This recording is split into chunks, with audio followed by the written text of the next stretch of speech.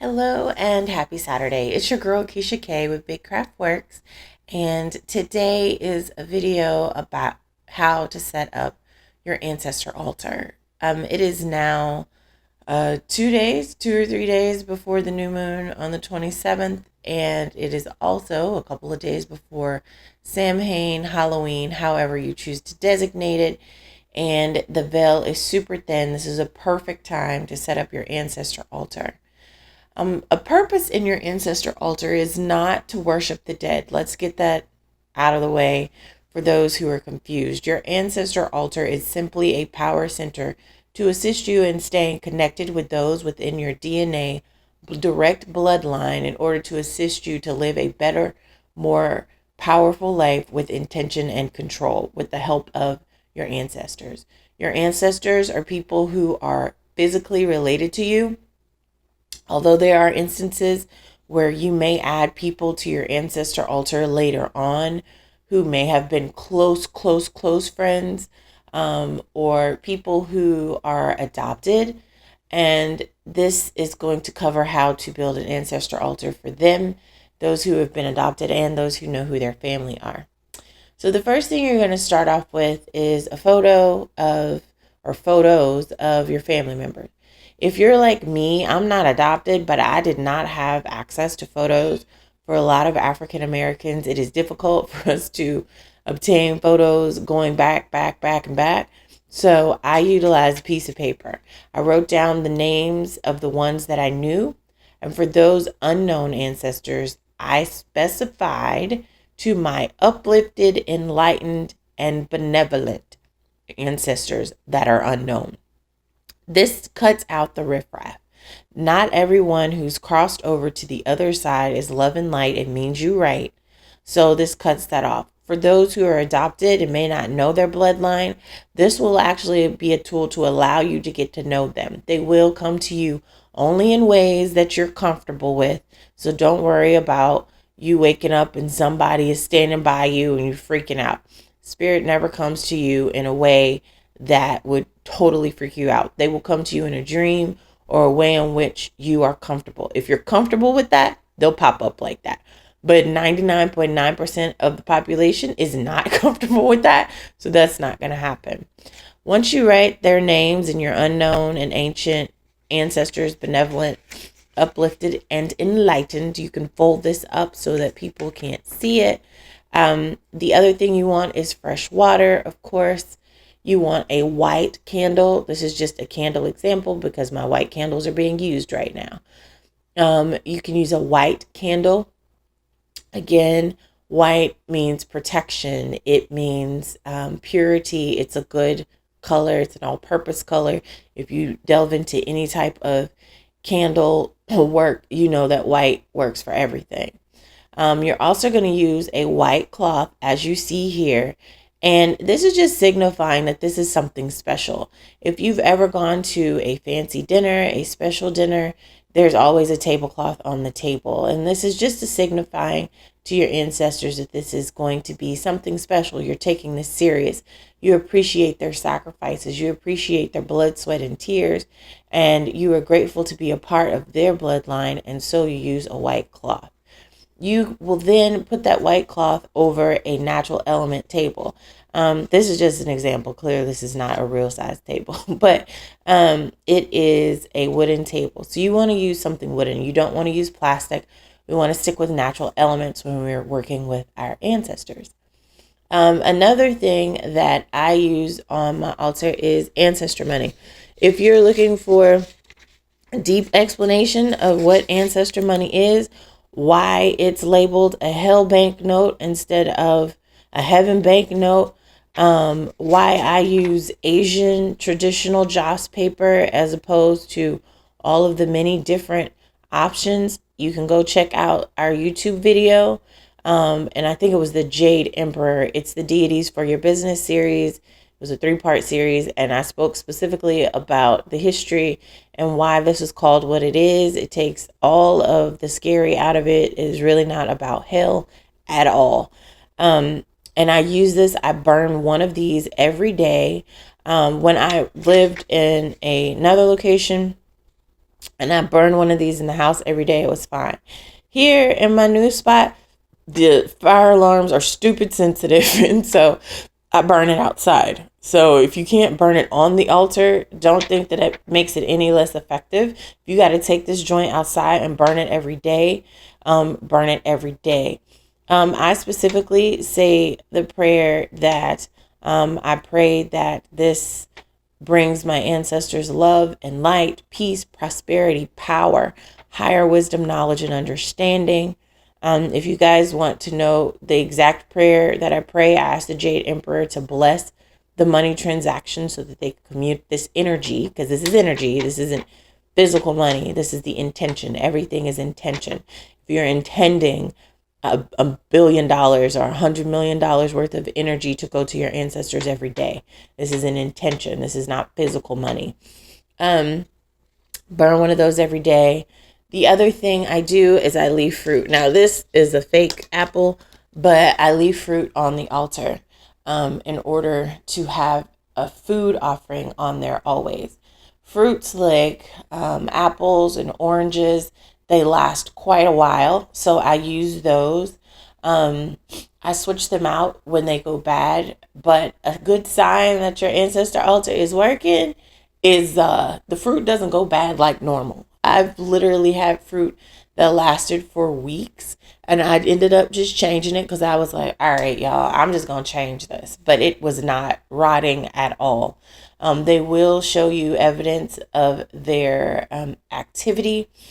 And speaking of activity, I want to talk about the water. Now, there are those who have said that if your water is full of bubbles like a Sprite, that means that they're active. If you don't have bubbles in your water, then your ancestors aren't happy, or it's not active. That has not been my experience. And a personal spiritual man whom I believe in and have used, and who did not hit me up in my DMs, a Bible out that was actually recommended to me in my real life, explained to me how when your ancestors are at peace and they have nothing to say at that time, your water will be still. And if you see lots of bubbles, that means that they're trying to communicate with you. So if your water does not look like Sprite, don't freak out. They're just cool, calm, and collected with everything that's happening. I also leave a smoked cigar on my altar. Tobacco is a great offering for your ancestors. Even if you don't smoke, you can light it, leave it on some foil paper, and let it burn a little bit. And you can even, if you do smoke, you can puff a little bit of the smoke and blow it over your altar to bless your altar once a week. That helps to keep it clean, clear, and active. And the other thing that I always leave a Bible on my ancestor altar. Now, for some people, this is a funky thing because we've learned more, we've known more, and a lot of us no longer subscribe to the Bible. However, you're talking about your grandma, your great grandma. You're talking about your Uncle Roy and your Aunt Sam, and they may have been hardcore Catholics. Leave a rosary. If they believed in the Bible, leave a Bible, because what you want them to do is to feel at home here. This has nothing to do with your ego. This has nothing to do with your metaphysical knowledge and how far you've gone. This is a place of appreciation and connection between you and your ancestors. And you do not at any point in time want them to feel like you think you're better than them, or that they were ignorant because they didn't know what they didn't know. Because let's keep it 100. Most of our ancestors, regardless of race, was in the midst of surviving. So this is a privilege for us. This is a luxury for us to have had the time to even learn these things and to reconnect to our African spiritual roots, regardless of where we are in the diaspora or in the globe. So, like I said, I just want to reiterate, you could use a white candle. This is a blue candle because I'm using all my white candles right now. But if you want to use colored candles, make sure that you use the color associated with your inquiry. So if you're asking your ancestors for healing, blue's good. If you're asking your ancestors to assist you in your finances, Blue's good for that too. But you can use green, which is a more common answer to money issues. But blue is great for money, by the way. That's just a little tip. But yeah, so you keep it simple, and you keep it out of the way if you can. If you cannot build a whole altar because you are not alone, you can simply, and I do mean this from the bottom of my heart, you can simply write down your ancestors' names that you know. Write down the known and unknown ancestors, right? Keep this paper folded up in a private place. You can get something as simple as a tea-lit candle. One of these little guys, right? Super simple. You can place this on top of it once a week. Let that burn out while you're in your room, in your space, and be done with it. If you can't light the candle because you share a room with somebody, fold that piece of paper up, say a prayer of intention, go get a glass of water, go outside in the morning, pour that water ceremonially into the ground because you're giving an offering. You're pouring a libation. Mentally say your ancestors' names and ask that you be connected. Ask that they come to you. Ask that they give you wisdom. You can do something as simple as that once a week to connect yourself to your ancestors so that you're not dealing with drama in your home, because there's never their purpose. It is never difficulty's purpose. So remember that. You can write their names down. You can pour water to the ground, as in you're pouring libations, saying their names mentally. So you could say Uncle John, Ashe, Uncle Esther, Ashe, Uncle Pat, Ashe. Like, you can do it that way, and then at the end of it, you can say, may you be blessed, may you be strong, may you continue to be my fierce guides and my protectors. I ask that we be consistently and constantly connected, Ashe. And you can do that once a week. If you can't do all of this, don't worry about it. This is great if you can, but I've been in situations where this was not an option. You're living with people, you're sharing a room, you're doing what you got to do to survive. And this is something that I can tell you. Once you connect with them, your space is going to increase. And by space, I mean your personal space. So they want all of this, plus some. Because every now and again, once a week actually on Sundays, because Sundays is like the Samhain of the week. You can always, the veil is way thinner on Sundays. That's why people have church on Sundays. It's easier to reach spirit. And I always leave a plate of food. And then I throw my food away on Tuesday. You don't have to do that. You throw it away in a couple of hours. You can throw it away at the end of the week. But every Sunday, I leave a plate of food, whatever is in the house. If we have pizza, they have pizza. It really doesn't have to be that complicated. This is all about intention. And like I said, even if you don't do that, just leave some fruit on the altar. Some people leave flowers on their altar. You can do that. I've done that in the past, and I've had the flowers last a ridiculously long time.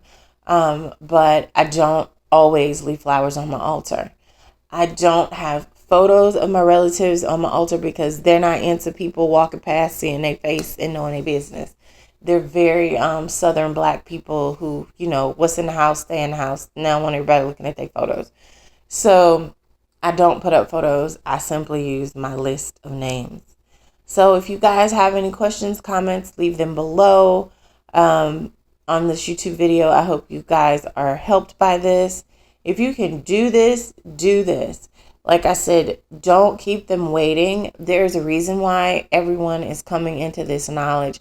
It is time. We've reached to a new age, and it's time for us to reconnect with those who've come before us, who've sacrificed for us, regardless of race.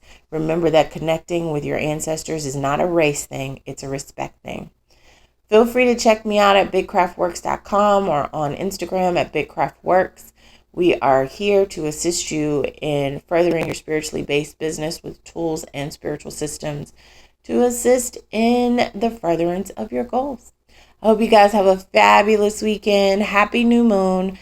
Don't forget to check out the podcast on Sundays. It's on Apple, Spotify, Google Podcasts, everywhere you can watch podcasts, and find out how to use this Mercury retrograde energy to your business benefit. Talk to you guys later. Have a great day.